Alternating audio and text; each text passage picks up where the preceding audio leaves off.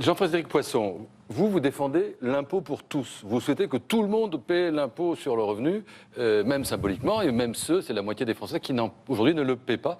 Pourquoi est-ce que c'est bien nécessaire de faire payer des impôts à des gens qui n'en paient pas? Parce que c'est une question d'appartenance à la communauté française.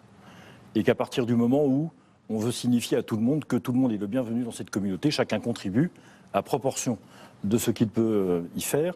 Et c'est très normal, même de manière symbolique, mais symbolique au sens où le symbole est ce qui nous rassemble, ce qui nous relie. Tous les foyers fiscaux acquittent l'impôt. Mais on parle beaucoup de gestion depuis tout à l'heure que nous avons abordé ce sujet de l'économie. J'aimerais parler un peu de politique. Toutes les mesures que nous examinons en ce moment, même si elles sont différentes ou avec des nuances, ne serviront à rien si on ne règle pas préalablement, sur le plan politique, deux choses. La première, cet effet de ciseau qui fait que nous sommes un pays devenu sous-attractif sur le plan économique, au point que ceux qui pourraient produire des richesses demain s'en vont. Et il est surattractif sur le plan social parce que viennent massivement des personnes qui ont besoin de trouver en France ce qu'ils ne trouvent pas pour vivre dans leur pays.